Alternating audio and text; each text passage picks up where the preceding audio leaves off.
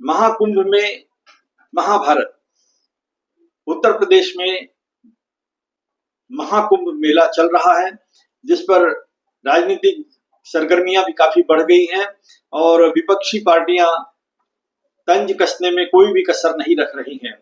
अभी अभी 2 दिन पहले ही मल्लिकार्जुन खड़गे का विवादित बयान आया है सामने, जिसको सुन करके बहुत ही मन को कष्ट होता है कि शीर्ष नेता क्या इस तरीके का भी बयान दे सकते हैं। वहीं संगम स्नान पर मल्लिकार्जुन खड़गे का विवादित बयान, गंगा में डुबकी लगाने से गरीबी नहीं हटती, करोड़ों रुपए खर्च कर डुबकी का फोटो खिंचवाते हैं, आरएसएस और बीजेपी के लोग देशद्रोही हैं। भाई गंगा में डुबकी लेने से गरीबी दूर होती क्या? आपको खाना मिलता पेट को? मैं किसी की आस्था के ऊपर ठोस नहीं लगाना चाहता हूं। अगर किसी को दुख हुआ तो मैं माफी चाहता हूं, लेकिन आप बताइए, अरे जब बच्चा भूखा मर रहा है, बच्चा स्कूल में नहीं जा रहा है, मजदूरों को मजदूरी नहीं मिल रही है, जब ये है तो ये लोग जाकर हजारों रुपए खर्च करके कंपटीशन पे डुबकियां मार रहे हैं। दोस्तों, कांग्रेस एक ऐसी पार्टी है जिन्होंने कई दशकों तक इस हिंदुस्तान पर, जनता के दिलों पर राज किया और सत्ता का सुख भी भोगा, लेकिन सत्ता परिवर्तन एक नियति है जो स्वाभाविक रूप से अक्सर करके लोगों के द्वारा परिवर्तित कर दी जाती है। जैसे हम किसी एक चीज को खा खा करके ऊब जाते हैं तो दूसरा चीज खाने का मन करता है। अगर हम मीठा ज्यादा खा लिए तो नमकीन खाने का मन करता है और नमकीन ज्यादा खा लिए तो मीठा खाने का मन करता है। इसी तरीके से सत्ता का भी परिवर्तन समय समय पर होता चला आया है। चाहे कोई भी सरकार कितना भी बढ़िया काम कर ले, लेकिन फिर भी नया टेस्ट, कुछ नया हो जाए, इसी भावना के अंतर्गत जनता जो है सरकार का परिवर्तन कर देती है। दोस्तों, इस महाकुंभ मेले में जो करोड़ों लोगों की भीड़ जमा हो रही है, कुछ हादसे भी हो गए हैं जिसमें कुछ लोगों की जान भी चली गई है। ये एक बहुत ही दुखद घटना है, लेकिन जितनी भी बड़ी व्यवस्था यानी कि बड़ा आयोजन जब कभी भी होता है, इसमें दुर्घटना होने की चांसेस बहुत ज्यादा हो जाती है। भैया में जाने दो, भैया नहीं ना में जाने दो।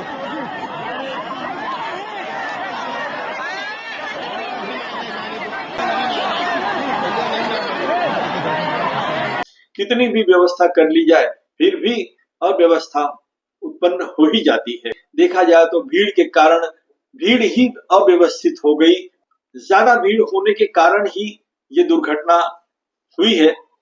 और दोस्तों, लेकिन इसी बीच में मल्लिकार्जुन खड़गे का जो बयान है कि आरएसएस और बीजेपी दोनों ही देशद्रोही हैं, गंगा में डुबकी लगाने से गरीबी नहीं हटती, ऐसा मल्लिकार्जुन खड़गे का बयान है।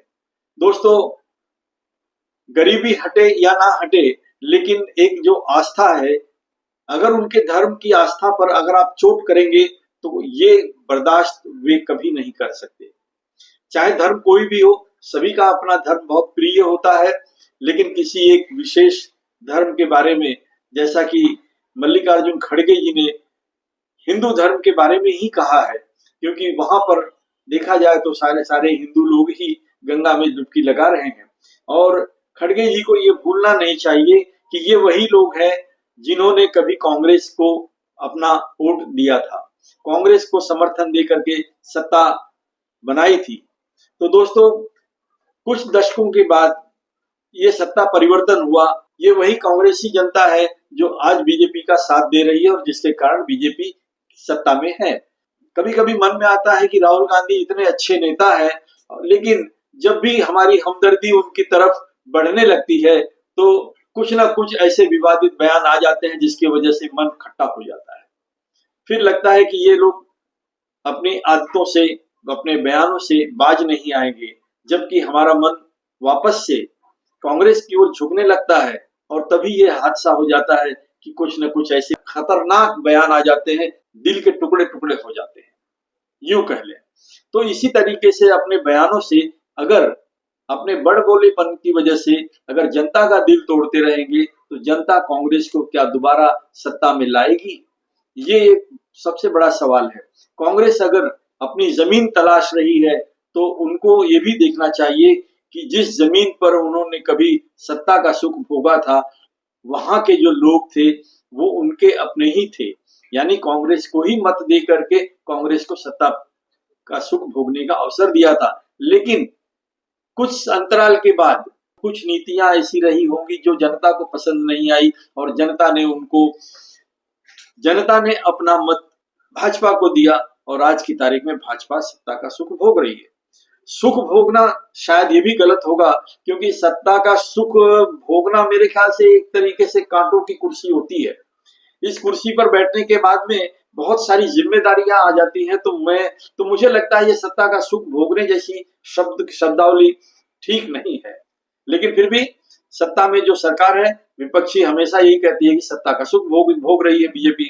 तो दोस्तों, कांग्रेस को अगर वापस से अपनी जमीन को लाना है, अपनी जमीन को तलाशना है कि वो कहां पर है, उनके लोग कहां पर हैं, जिन लोगों ने बीजेपी को वोट दे करके सत्ता में उनको बिठाया है, ये वही कांग्रेसी लोग हैं। लेकिन पहले कुछ कारणों की वजह से ही वो पलट करके बीजेपी के हो गए।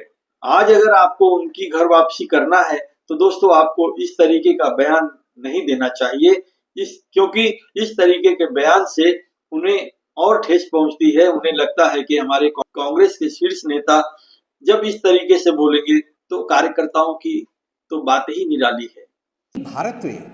भारतवर्ष में भारत की जो सबसे बड़ी विपक्षी पॉलिटिकल पार्टी है, वही महाकुंभ और इस आस्था को नकार रही है, उसका मजाक बना रही है, मखौल उड़ा रही है। मैं आज चैलेंज करता हूं कि मल्लिकार्जुन खड़गे जी और कांग्रेस पार्टी, राहुल गांधी और सोनिया जी किसी और धर्म की आस्था के विषय में ऐसा कह सकते हैं? क्या वो कह सकते हैं कि इफ्तार पार्टी में जाने से गरीबी दूर हो जाती है या लोगों को नौकरी मिल जाती है? किसी और धर्म के आस्था को लेकर वो खिलवाड़ करने की सोच भी नहीं सकते हैं और ऐसी बयानबाजी कर भी नहीं सकते। तो मेरे ख्याल से अगर कांग्रेस को सत्ता में वापस आना है तो विवादित बयानों से बचना चाहिए और विशेष करके हमें किसी भी धर्म पर टीका टिप्पणी करने से बचना चाहिए। राहुल गांधी ने तंज कसते हुए ये कहा कि वीआईपी कल्चर की वजह से ये हादसा हुआ, यानी वीआईपी लोग जब आते हैं तो उनकी व्यवस्था में सारा प्रशासन जुट जाता है और आम जनता की ओर किसी का ध्यान नहीं रहता। अब इसमें कितनी सच्चाई है ये तो मैं जज नहीं कर सकता हूँ, ये तो आप सभी लोग कर सकते हैं कि वीआईपी कल्चर की वजह से हुआ हादसा या ज्यादा भीड़ की वजह से हुआ। तो दोस्तों, ज्यादा भीड़ अगर कहीं पर भी जमा हो जाए तो वहां पर अव्यवस्था का फैलना एकदम से लाजमी है। व्यवस्था को तोड़ करके जनता जो है चकनाचूर कर देती है और उसमें नुकसान किसका होता है? जो उस भीड़ में शामिल रहते हैं। तो दोस्तों, हमने अपने पैरों पर कुल्हाड़ी मारी है। हम बहुत ज्यादा लोग किसी एक पर्व पर सारे लोग घर से चल पड़े, लेकिन जब सारे लोग चल पड़ेंगे तो वहां कतार तो लगनी थी। कतार की बात छोड़ दीजिए, एक दूसरे पर टूट करके गिरने की अवस्था आ गई। एक तरीके से हर इंसान वहां पर भीड़ में अपने को फंसा हुआ पाया, यानी आप रिटर्न भी नहीं जा सकते। अगर आप स्नान करने जा रहे थे तो अब आप रिटर्न भी नहीं जा सकते कि मुझे स्नान नहीं करना है। जहां पर खड़े थे वहीं खड़े के खड़े रह गए। तो दोस्तों, आबादी का बढ़ना कहीं पर भी नुकसान पहुंचा सकता है, तो इसे भी हमें ध्यान रखना चाहिए। मैं आप सभी लोगों का आभार प्रकट करता हूं कि आपने मेरे इस वीडियो को देखा। हम अगली वीडियो में फिर मिलेंगे। जय हिंद, जय भारत।